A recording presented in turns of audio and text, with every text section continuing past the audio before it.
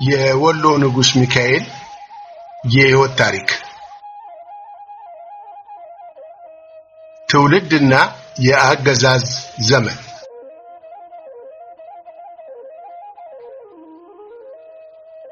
ንጉስ ሚካኤል በ1842 ዓመተ ምህረት አካባቢ የተወለዱ ሲሆን ከመንገሳቸው በፊት ራስ መሐመድ አሊ ተብለው ወሎን ይገዙ ነበር።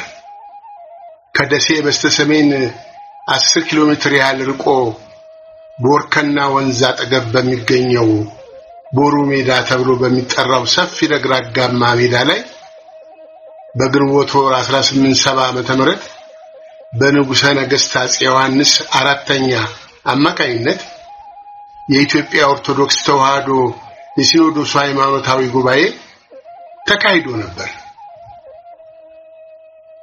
በዚህ ሃይማኖታዊ ጉባኤ ላይ በዋናነት የሸዋው ንጉስ ምኒልክ፣ የጎጃሙ ራስ አዳል ተሰማ በኋላ ንጉስ ተክለ ሃይማኖት፣ የወሎው ኢማም መሐመድ አሊ በኋላ ንጉስ ሚካኤልና ሌሎችም ተገኝተው ነበር። በተካሄደው የሲኖዶሱ ሃይማኖታዊ ጉባኤ ላይ የመንታ ልደት አስተምህሮ የኢትዮጵያ ኦርቶዶክስ ተዋሕዶ ይፋዊ እምነት ተብሎ እንዲታወቅና ተቀባይነት እንዲያገኝ ሆኖ በተጻራሪው በደብረ ሊባኖስ ገዳም ይሰበክ የነበረው የሶስት ጊዜ ልደት ወይም የጸጋ ትምህርት ደግሞ እንዲወገድና አስተምህሮ እንዳይሰጥ እገዳ ተጥሎበት በነበረበት ወቅት አፄ ዮሐንስ ኢማም መሐመድ አሊንና በወሎ ውስጥ ስልጣን ላይ የነበሩትን ሙስሊሞች ሁሉ በሶስት ወር ጊዜ ውስጥ ክርስትናን እንዲቀበሉ ወይም አቋማቸውን እንዲለውጡ አስገደዷቸው።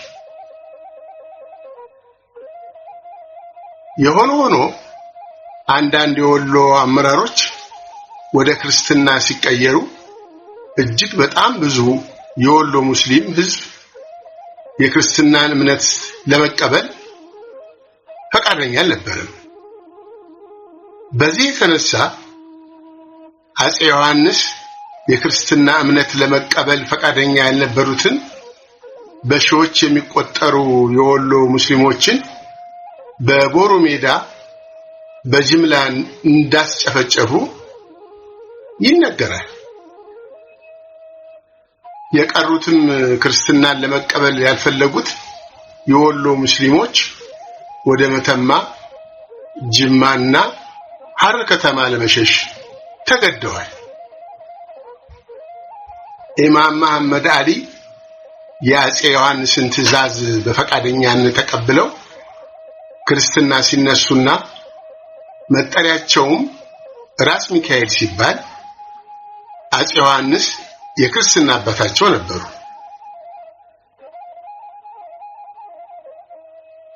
ውሎ አድሮም የ42 ዓመቱ ንጉስ ሚካኤል ከአራት ሚስቶቻቸው መካከል ሶስተኛ በማድረግ ከእቴጌ ጣይቱ የማትዛመደውንና የዳግማዊ አፄ ምኒልክ ሁለተኛ ሴት ልጅ የሆነችውን የ25 ዓመቷን ወጣት ሸዋረጋ ምኒልክን አገቡ።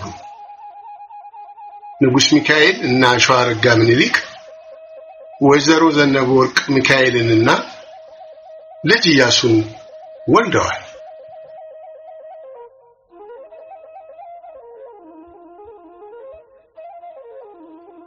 ራስ ሚካኤል ደሴን በመቆርቆርም አዲሲቷ የወሎ ዋና ከተማ የራሳቸው መቀመጫ እንድትሆን አድርገዋል።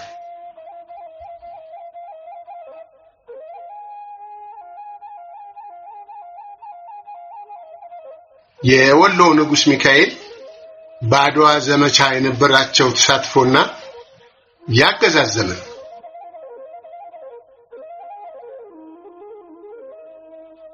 ራስ ሚካኤል በአድዋ ዘመቻ ወቅት በዳግማዊ አፄ ምኒልክ በተመደበላቸው የሶሎዳ ተራራ አውደ ውጊያ ላይ ሆነው ፋሺስት ኢጣሊያን ለመውጋት አስፈሪ የሆነውን የፈረሰኛ ጦራቸውን እየመሩ ተሰልፈው ተዋግተዋል።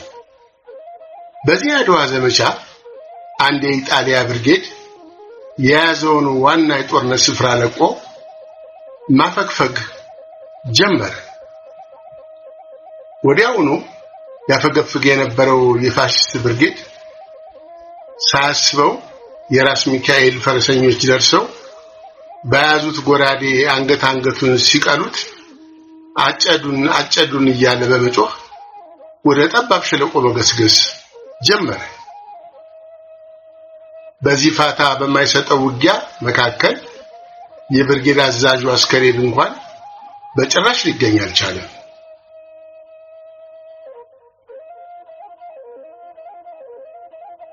የዳግማዊ አጼ ምኒልክን ሞት ተከትሎ በእግራቸው የተተካውና ያልነገሰው ልጅ ኢያሱ በሰጠው ትዕዛዝ መሰረት ራስ ሚካኤል የወሎና የትግራይ ንጉሥ ሆነው እንዲሾሙ በማድረግ በተዘዋዋሪ ዘውዱን እንዲወርሱ አመቻችቶላቸዋል።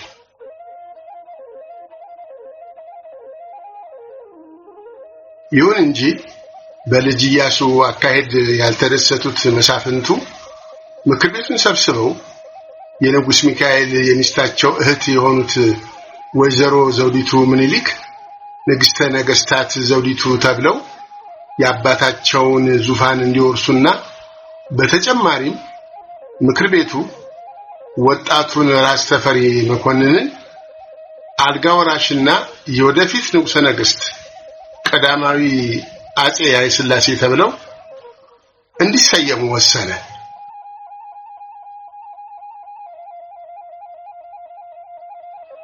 የሰገሌ ዘመቻ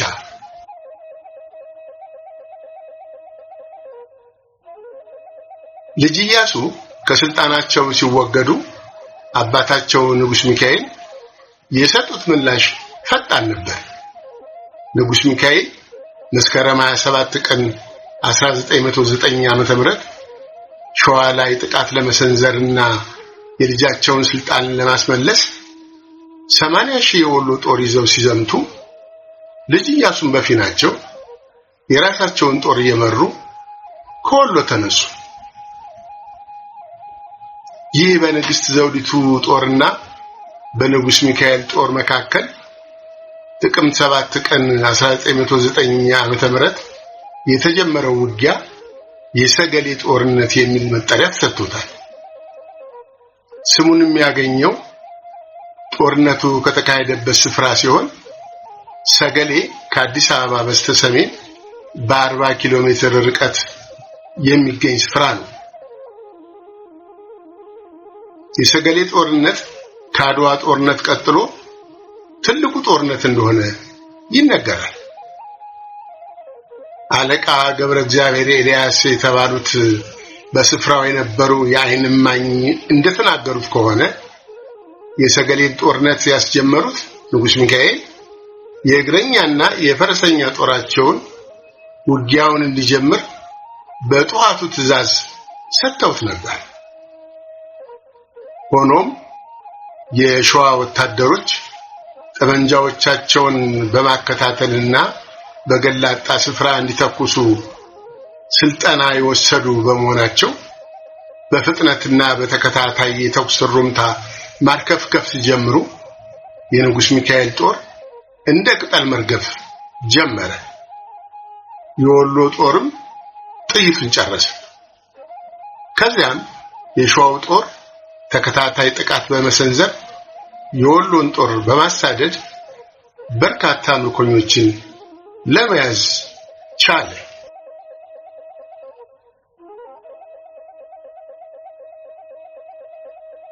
የንጉሥ ሚካኤል መማረክ፣ እስርና ህልፈተ ሕይወት።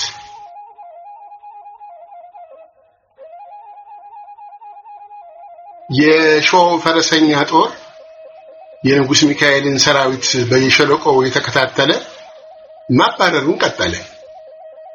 የንጉሥ ሚካኤልም የጦር ካምፕ ሙሉ በሙሉ ተደመሰሰ።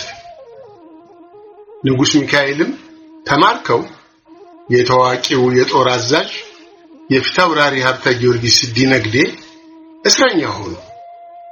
ልጅ ኢያሱ የራሳቸውን ጦር ይዘው ውጊያው ስፍራ ሲደርሱ የአባታቸውን ሽንፈት ነበር የተመለከቱት። በሰገሌው ጦርነት ከሁለቱም ወገን የሙትና ቁስለኛ ቁጥር እጅግ በርካታ ነበር።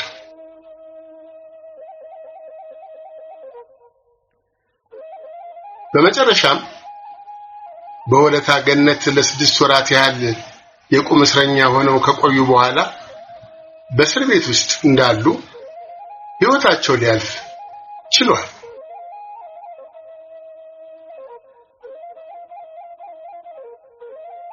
ንጉስ ሚካኤልም ለንግስት ዘውዲቱ ያቀረቡት ልመና ተቀባይነት እስኪያገኝ ድረስ ጉራጌ ሀገር ወደሚገኘው ጨቦ ወደ ተባለው ስፍራ ተሰደው ለ2 ዓመት ያህል ቆይተዋል። ንጉስ ሚካኤል በቆዩባቸው የንግስና ዘመናት ደሴን ከመቆርቆራቸውም ባሻገር በነበራቸው ጠንካራ የኦርቶዶክስ ተዋሕዶ እምነት የተነሳ በርካታ አብያተ ክርስቲያናትን አሳንጸዋል።